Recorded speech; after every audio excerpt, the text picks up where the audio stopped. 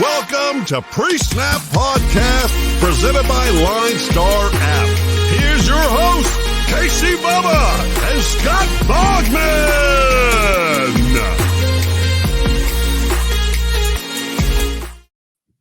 And welcome back, everybody, to another episode of the Pre-Snap Podcast, brought to you by the wonderful people at LineStar Sports and at LineStar NFL.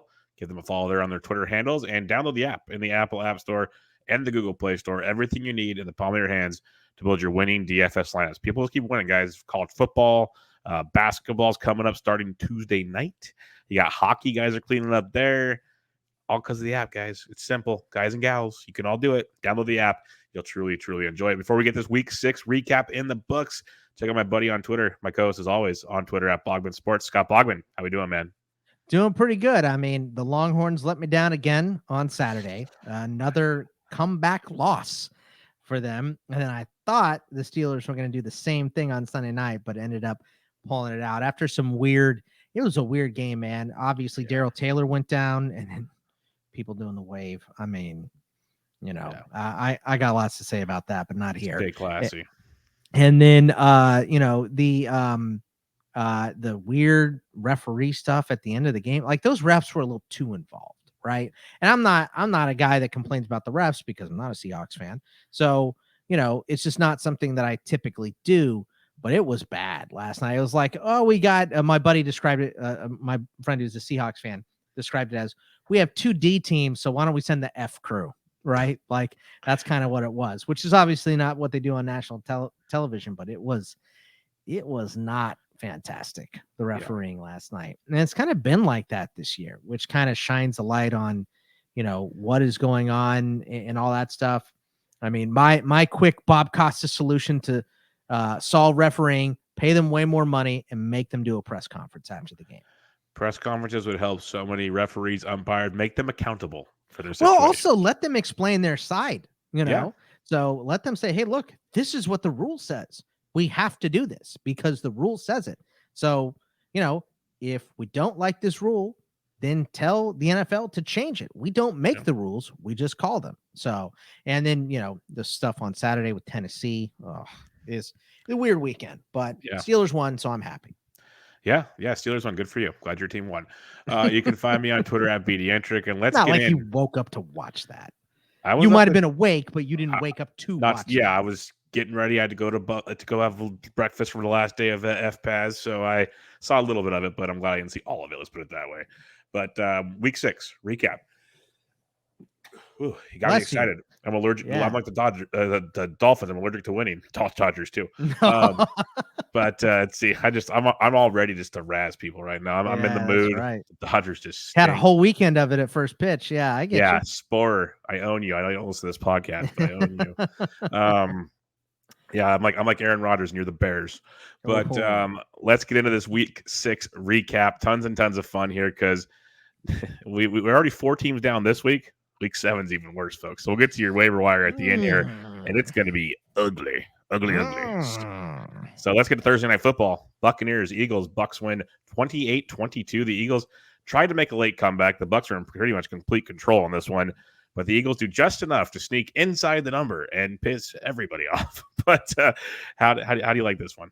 I mean, it was fine. You know what I like about this game is that the guys that I called out in the preseason, Leonard Fournette and AB, going nuts in it. So love to see that.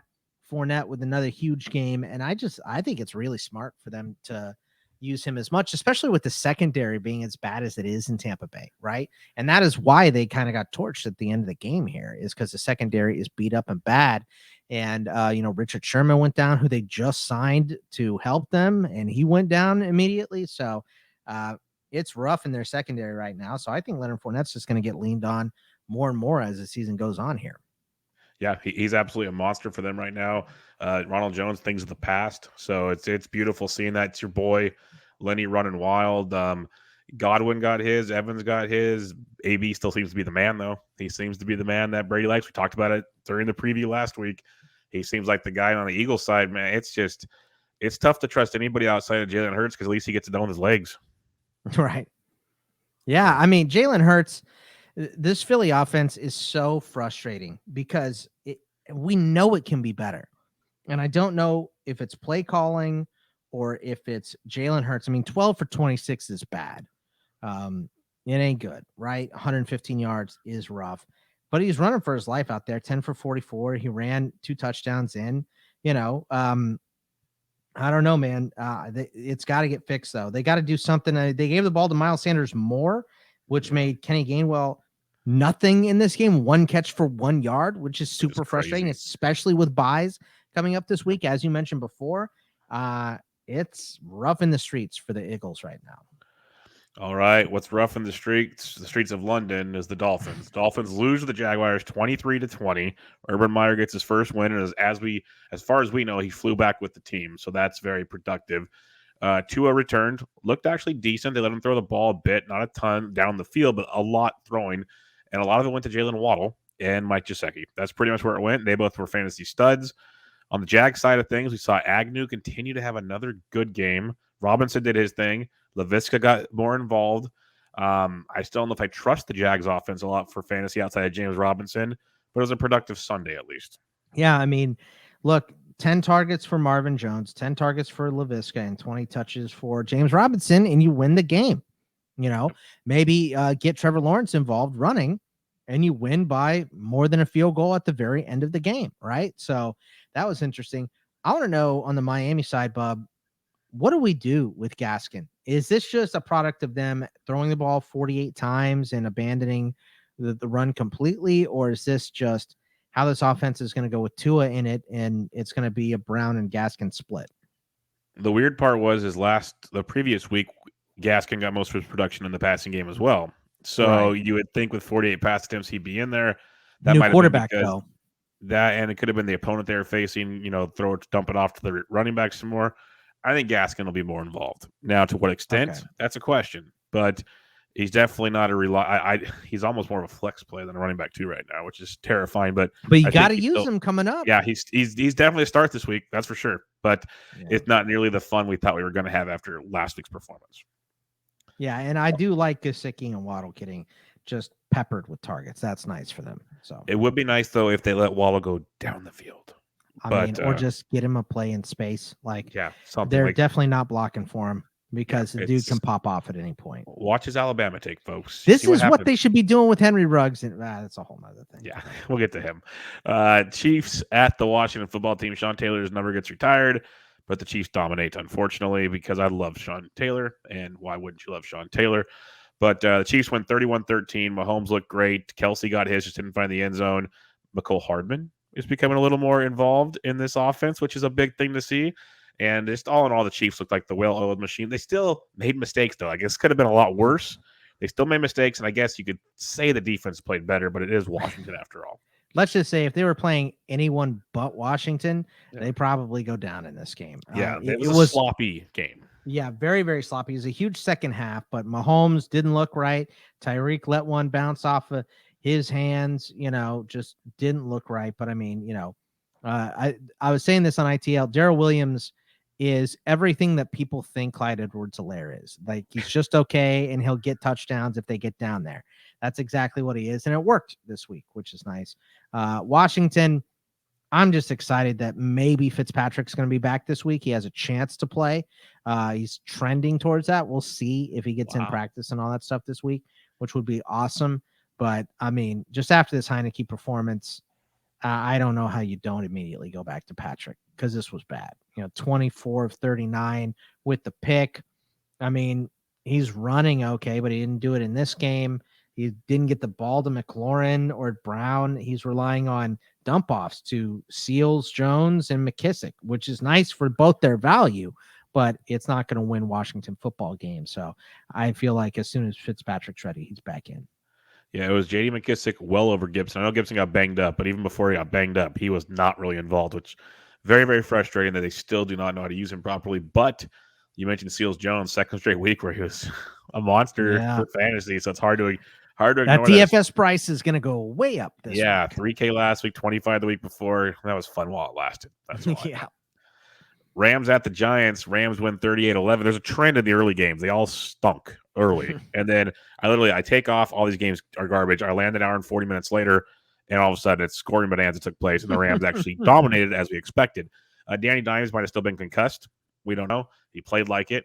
You got Darrell Henderson running wild as we thought he would. That was great to see. Cooper Kupp just can't be stopped. I don't have a whole lot more to say besides the Giants are terrible. Yeah, I mean, the Giants are bad, and, Siciliano made the comment of why is Danny Dimes out there after the week coming off a concussion when they're getting stomped, throwing 51 passes, right? Shepard is like the only guy that you want here. You can start Booker too with all the running back bye weeks because he did at least get 16 touches, so we like to see that from him. But on the Rams side, I mean, Henderson is so impressive. I was not big on him in the preseason, so happy to see him kind of break out here because I loved watching him in Memphis.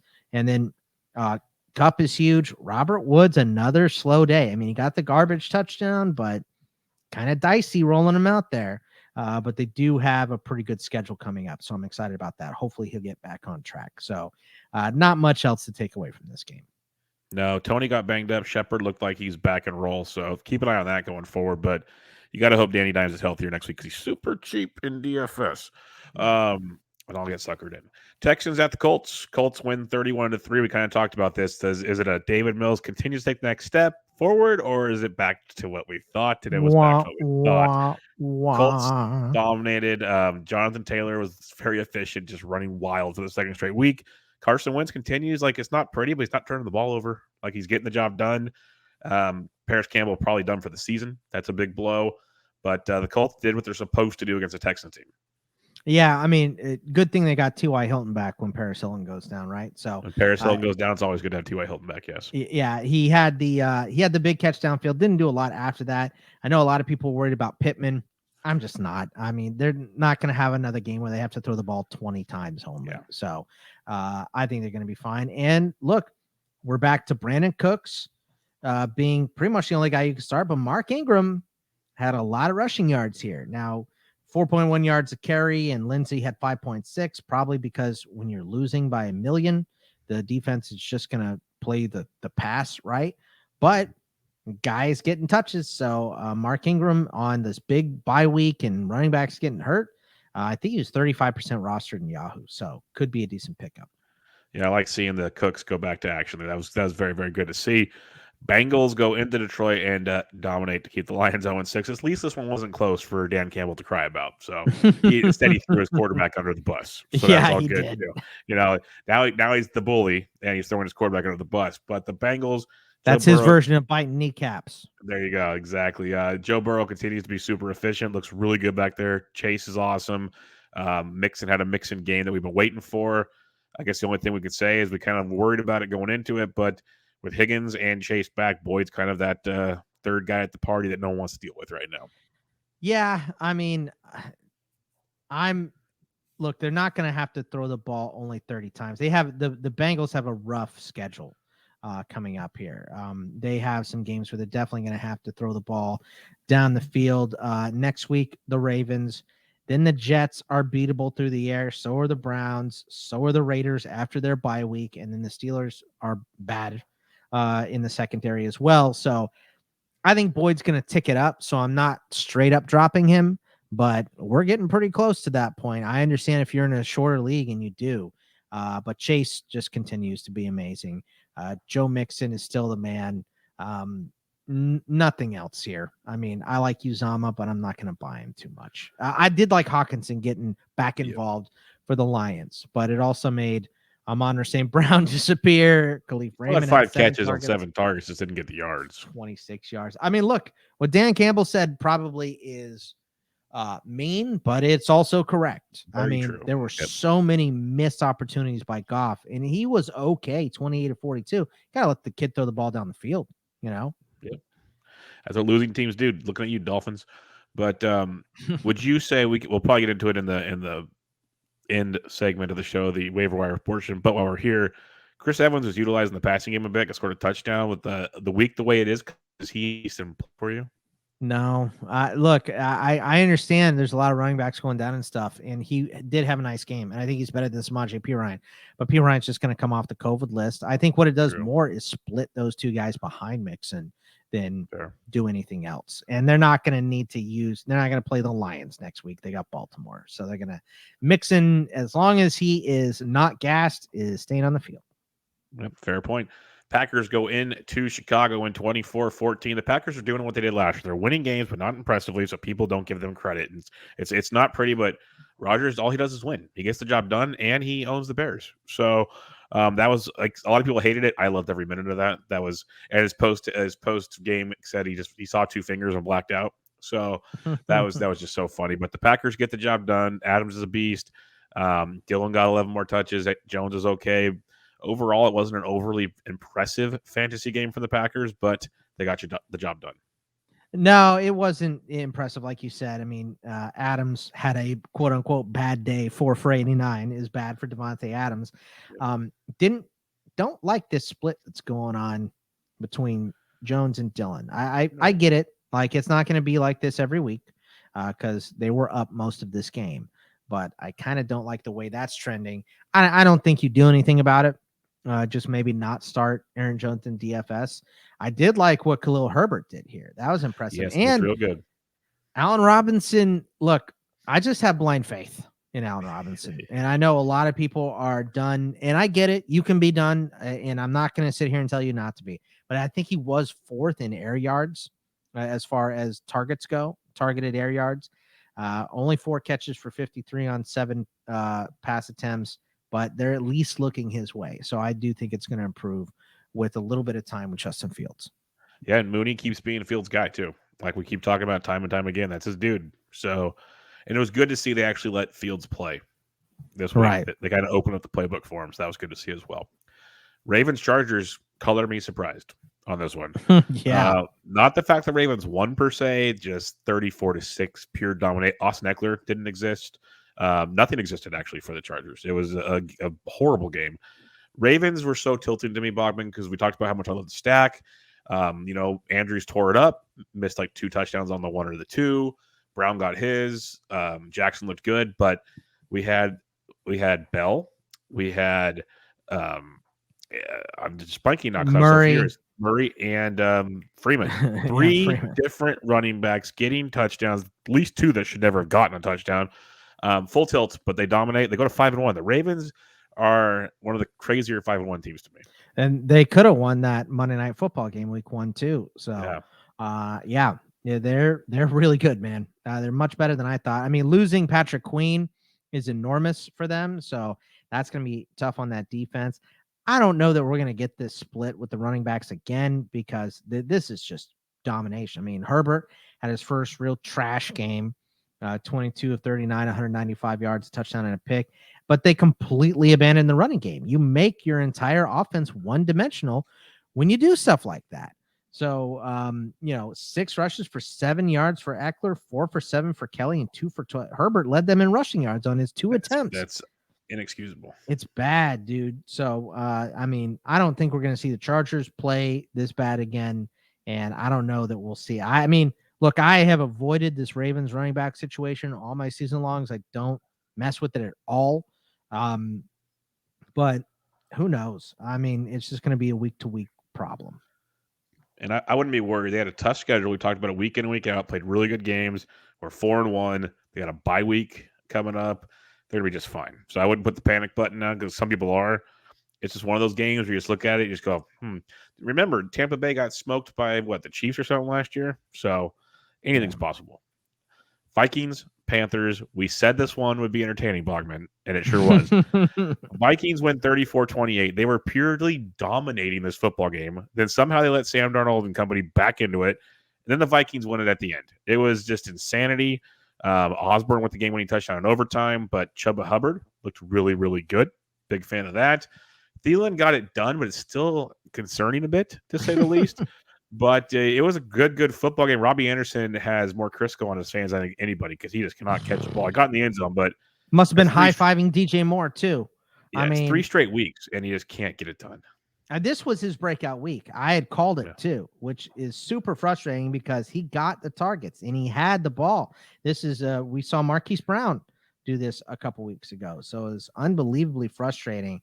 11 targets and 3 catches. DJ Moore, same bit, 13 targets and 5 catches. And Matt Rule throws Sam Darnold under the bus this week, which I get it from Campbell throwing Goff under the bus, but he does have to be better, 17 and 41, but I think that's 6 drops. And big drops in big moments. They're bad drops. They should have been spanking the Vikings, but man, it's didn't turn out that way. Like you said, Chuba with a decent game and 17 touches. We like that, especially with CMC going on the IR. I mean, that was not out of nowhere, but surprising.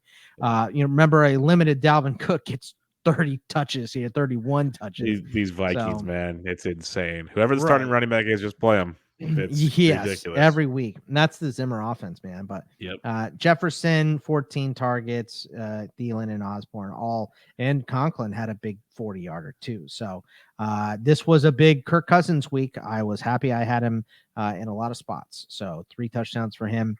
But this game was definitely entertaining. Before we head to the afternoon slate Sunday and Monday, let me remind you guys to check out the Pre-Snap Podcast on the LineStar YouTube channel.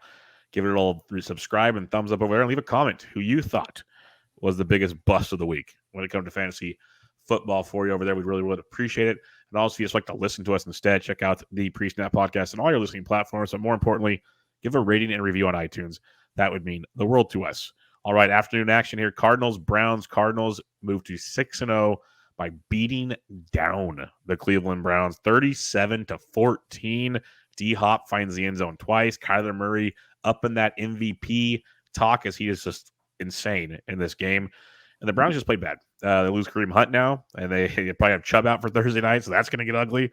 But Cardinals just dominate, go to 6-0, Bogman. Yeah, I mean, super bummed about Kareem Hunt. Got him in tons of spots, and just hate to see him go down like that. But luckily, it's not. Everyone was saying Achilles when it first happened. This is why I don't listen to Twitter doctors, right? I wait until Dr. Chow has a good look at it. He does. I've never even talked to the man, but Pro Football Doc on Twitter, that'll save you a lot of guessing games. So, he's a good follow. Dude, Baker also. Oh, they play Thursday. This is going to be a rough one because it doesn't look like Chubb's going to go. Hunt obviously not going. Baker landed on his shoulder. So it's tough for him to throw the ball down the field right now. So, and he doesn't have a good rhythm with Odell Beckham. It's going to be tough for them. But the Cardinals, like you said, just Kyler Murray, only 229 yards with 4 passing touchdowns. James Conner dominated in this game. So Chase Edmonds kind of leaning towards a back seat. Not that it matters. You're not dropping Chase Edmonds at this point with all these bye weeks and hurt running backs, but good to see Kirk in there and Green and DeAndre looking healthy. So this was just a stomping. So I think the Browns are going to be back on track, but I don't know if it's going to be this Thursday. So I think I'm going to stay the hell away from that game. I'll tell you that much. Yeah, once they get Chubb back, I'll feel a lot better for sure. The one bright spot, I guess, and I guess it's because they had to throw it a ton. At least OBJ got like 12 PPR points. So that was better than it's been, but he obviously should be going much better than that. It's Peoples-Jones is the guy. It's bad, very bad. Raiders, Broncos, Raiders 34-24. You said it. I was concerned about the first game post Gruden. You were saying this could be an inspired thing, and they looked really good. Kenyon Drake didn't do a whole lot touch-wise, but found the end zone twice. And then Ruggs had a big game there. It was good there. Teddy B kind of got it going in the second half with Sutton and company and Font. We kind of said that too with the injuries. It kind of narrowed down the tree there, and that's been the case the last couple of weeks. So Raiders win 34-24. Thoughts on this one? Yeah, look, this is still a bit of a frustrating offense for me. Drake getting the 2 touchdowns, when you're the Jacobs guy, is frustrating. He got in the end zone too, so that's okay. But what I hate is it's the same stuff with Ruggs, right? All I want is for this dude to get like those Jalen Waddle targets where they don't have to be deep, because if he sees a seam, there's one little sliver of daylight and he is gone. And he got that long touchdown in the first quarter and saw 3 other targets. What is happening, man? Get this dude the football. I am so annoyed by that stuff. But Edwards looked good. Waller back to, catching all of his targets. So maybe give him more than 5, right? If he's catching all of them. Denver, Sutton is the guy. The second guy is up in the air every week. Fant this week, Patrick last week. I mean, it should be Fant, but it was Patrick the week before. So who knows? And it's just dead 50-50, Williams and Gordon. So it's just toss a coin. I like Williams, but Gordon's experience and better than pass pro and all that stuff. So he's going to get a shot. But I do like Teddy Bridgewater on Thursday night this week against the Browns and their beat up secondary. Love Teddy B on Thursday night. One other recommendation: don't mention Melvin Gordon in a negative tweet. Just gonna throw it out there. Doesn't end well for you. Just gonna say that he's watching everything. So just FYI, you don't have to add him. Just don't say his name. It's like Voldemort. Cowboys, Patriots. We knew this would be an entertaining game, Bogman. Woo. Didn't quite think it'd be like this, though. This was great. Cowboys win 35-29 in overtime against the Patriots. The boys were throwing all games. They didn't really run the ball with Zeke, but he got plenty of action in the passing game. Pollard got plenty of action. CeeDee Lamb went bananas, which has happened now twice in 2 big games they've thrown a ton in. Shocker. Like, he just goes off. I mean, the people that were worrying about CeeDee Lamb are dum-dums. But Mac Jones gets the job done for the most part. I'll give him credit. Hunter Henry and company, Myers. I'm just shocked that this was the way it went. Yeah, look, and I love that I talked about this pretty much everywhere. Trayvon Diggs, right? Pick 6, and then the next play, he is on defense, torch for a 75-yard touchdown. Should have had a little safety help, but I really like that sequence. But look, Damian Harris out of the doghouse and on to 19 touches. We like to see that. I know Stevenson got a touchdown as well, but it's mainly Damian Harris. And look, you take away that 75-yard, broken safety help play for Mac Jones. He's all of a sudden 14 for around $150. That is not great. So that was much rougher than I thought it was going to be. But everyone performed for Dallas. I mean, Cooper didn't get in the end zone, and Cedric Wilson just had an okay day, but those are swings you're taking, right?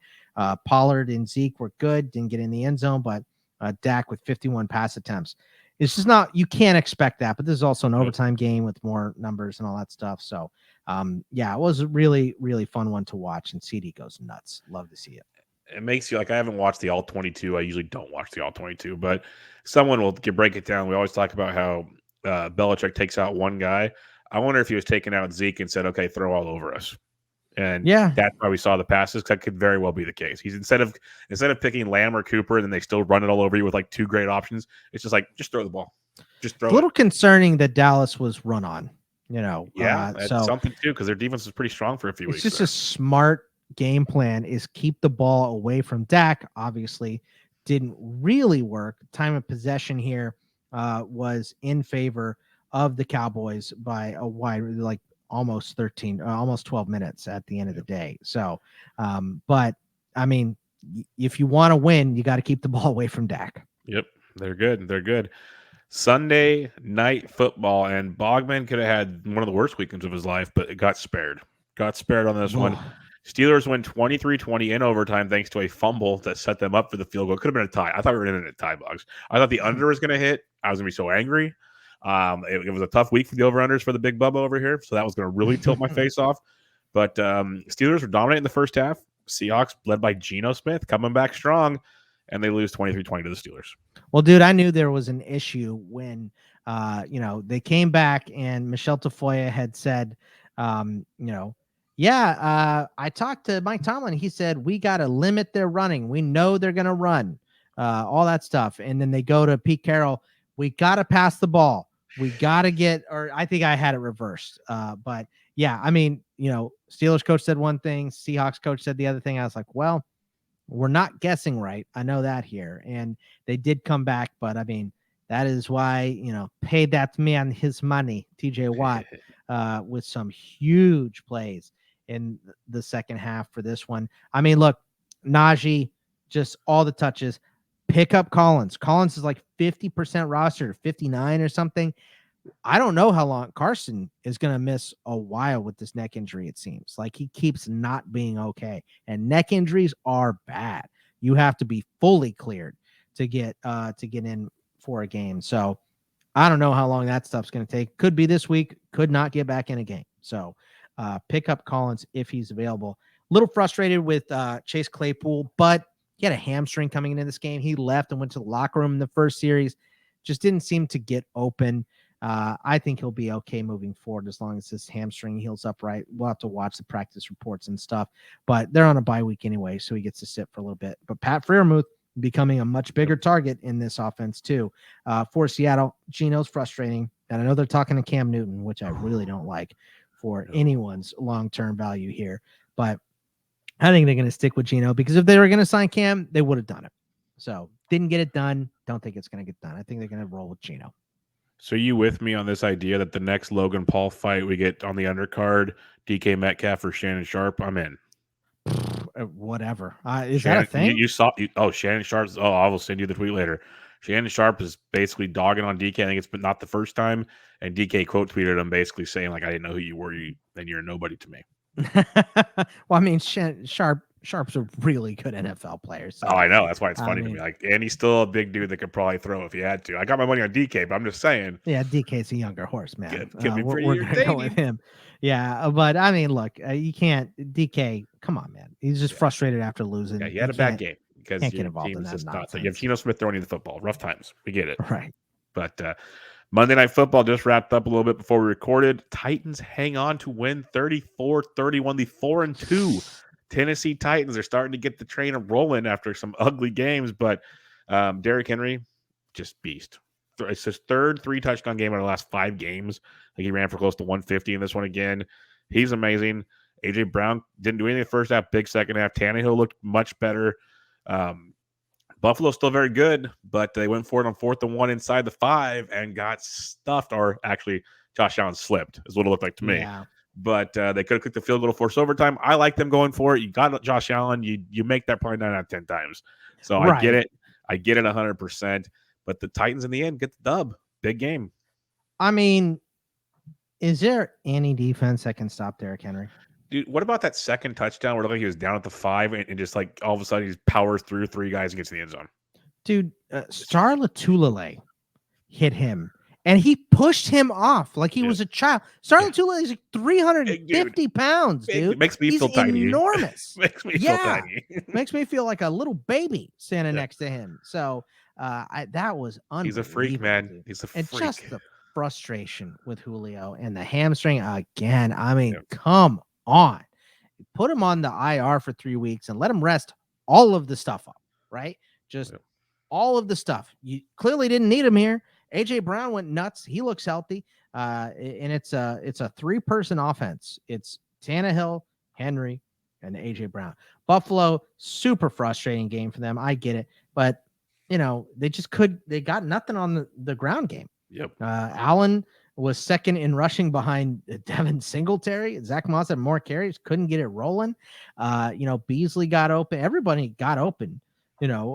Sanders and Diggs and Beasley and Knox got a little banged up too, so we'll have to see about him. But I mean, this was a game. This is a coin flip game. Buffalo easily could have won it. So I'm not taking anything away from Buffalo. They're still definitely a top AFC contender. Yeah, I still have Buffalo as the number 1 of the AFC. I'm not going to go crazy there, but at least Tennessee, it's kind of the whole pregame talk. Baltimore's a little bit good. Yeah, Baltimore's good. Yeah, but man, see, this is why it's fun. It's a long ways to go, but Buffalo's losses compared to Baltimore's losses or Baltimore's games in general. But that's a whole other podcast. We could talk about that for a while. It's going to be interesting. We got 11 more weeks of football to go. So 10 more games each, 11 more weeks of football. Or no, 11 games each. So we went through week 6. Long ways to go, as I said. But what we do have coming up this week, hard. In week 7, we'll schedule it. They're throwing through that. It's ridiculous. You thought baseball's goofy. I mentioned 6 teams on buys, and these are big fantasy teams. Bob, we got the Bills, the Cowboys, the Jags, so James Robinson, the Chargers, the Vikings, and even the Steelers with Najee and Deontay. Like, there's some like the Bills, Cowboys, and Chargers alone. Even the Vikings, that's so some much big boy stuff. Like, these are some big boy lineups. DFS is gonna suck. It's definitely going to be limited. That's for sure. Be a quick podcast on Friday, everybody. At least there's not another stupid London game to take off the main slate. So that's good. So it's putting that in the back of your heads as we start doing this waiver wire, because we're probably going to miss a few guys because there'll be more injuries that pop up in the next few days. But lots of stuff to go here. So Bogman will kick it off at the quarterback position. Baker Mayfield's still out there at 57%, but on Thursday Night Football against a beat-up team, kind of dicey. No. I will look Matt Ryan at 56% is intriguing. You got Derek Carr out there. He's still rather low rostered. And you know what? The Colts are getting the job done. They're 30. Wentz at 35. And if Daniel Jones is healthy, I'm still a Daniel Jones fan. So those are my thoughts right now. I like Jameis Winston at Seattle. Seattle secondary is rough. Carson Wentz at San Francisco, same deal. San Francisco coming off a bye week, so I get it if you don't want Wentz, but he's been unbelievably efficient. And Justin Fields against Tampa Bay, they are going to force him to throw the ball. So he has to do it, and he's obviously going to make some plays with his legs too. So those are the guys I like. So we'll be throwing a lot. No doubt about that one. Let's go to the running back position, where this is where the bye weeks really between injuries and the buys. This is going to hurt a lot. Like J.D. McKissick at 42% is kind of in play, I'd say. Somebody got to think about in this week. You mentioned Mark Ingram earlier. It's interesting. Boggs, who are some of the guys you're like? Is Jerick McKinnon even an option this week for you? No, I mean, he didn't get the ball, so it's hard to go to him. I mentioned a few places, and I didn't understand it either. He didn't get many snaps either. I mean, it's McKissick under 50%. I mentioned Mark Ingram before. We saw Ramondre Stevenson get a little bit of time. You talked about Devontae Freeman, just how they're mixing up the running backs there. Demetric Felton and Dearness Johnson are going to be your big boys this week. Yeah, it looks like about that. No Chubb and no Hunt. Felton, I'll take. He doesn't need touches to make plays. He is a burner. So, listed at running back and wide receiver. He's just a weapon. So I think if he gets 15 touches, he's going to have a huge game. But I mean, it's not good at running back. It's bad, and we have a lot of bye weeks here. So you'd rather have Felton over Johnson if you had to pick between the two? Yeah, I would. I know Johnson's guaranteed more touches, but I just trust Felton way more. Totally understandable. Let's go to the wide receiver position now. Hunter Renfro still less than 50%, guys, and he's going to be a PPR guy. Same with AJ Green. I believe in those two guys. Darnell Mooney, we talked about him. If Tampa Bay's throwing a ton, Chicago's throwing a ton, he's the boy that you want there. T.Y. Hilton's back. He's less than 40%. I jump all over that with Paris Campbell going out for the season. Rashad Bateman's back. Boggs likes him. So that's just a few guys. I'll let you have the floor. Yeah, man. I mean, it's T.Y. Hilton, Amon St. Brown. You mentioned Bateman I like, but Watkins didn't play in this game. True. So I still like Bateman because he had 4 targets when they weren't throwing the ball a lot at all. And I'm just not in on DPJ yet, Donovan Peoples-Jones. I know he had a huge game, but Baker's beat up, man. I just don't like him that much. So, I mean, Tim Patrick on Thursday against beat up secondary for Cleveland is a good option too. Let's head to the tight end position, and it was fun for the first few weeks, Bogman, but it's pretty much like Ricky Seals-Jones is still down here at 29%. If you want to go in Njoku on Thursday night, you can, but it kind of goes back to what you said. It's kind of ugly in that regard. You got Dan Arnold, but he's on bye this week, so that kind of sucks, but he's low owned if you want to speculate. Yeah, Conklin's on bye too. Your boy Freiermuth, though, he's nice and cheap there. But he's on bye as also well. on a bye. Goodness gracious, this is horrible. It's not good, dude. So, it's pretty much Ricky Seals-Jones and your boy Trimble found a 2-point conversion this past week. And CJ Uzama. Those are your options. So it's Ricky Seals-Jones by a mile. That's bad. That ain't good, boys and girls. I hope you got your tight end locked in for the week. If you got one on bye, I pray for you. If I was you, I'd start speculating early is what I would say. Go get a guy. Yep. Yes, sir. Go get Freiermuth now for your future buys. For sure. Something along those lines. And then, defenses have some fun with that, folks, as that's the usual mess. But it's going to be a busy waiver wire week, Bogman, but it's not a pretty week by any means. So it's going to be pretty rough out there. But any final thoughts, week 6 in the books, week 7 coming down for you? I mean, my final thought is that we need to find some players to play. So it's going to be a very interesting week. I think you're going to see a ton of trades in season long and a lot of same roster guys. You're going to have to pick through the DFS stuff and find the gold there. Yeah, it's going to be fun this week, and we'll be back with you guys with the Bets and Picks show dropping on Thursday for you, as always, and the main slate preview on Friday. But pay attention to the news, because even after we recorded late Friday into Saturday, there's tons of news on guys not playing and this and that and the other. Heck, Zach Ertz gets traded after he played on Thursday Night Football. Like, it's crazy what's going on around the NFL with all the buys and everything. Will be really, really big. So pay attention to all that. We'll get you all the info we can. And if we can't, the LineStar app will have you covered, and LineStar on Twitter at LineStar app and at LineStar NFL. So follow them, download the app, become a premium member. You will not regret it. Check out Bogman on Twitter at Bogman Sports. I'm at BD Hendrick, and we will catch you guys later this week with your Bets and Picks preview. See ya. See ya. Thanks for listening to Pre-Snap Podcast, presented by LineStar app. Please like, comment, subscribe, and rate for good karma in your fantasy football.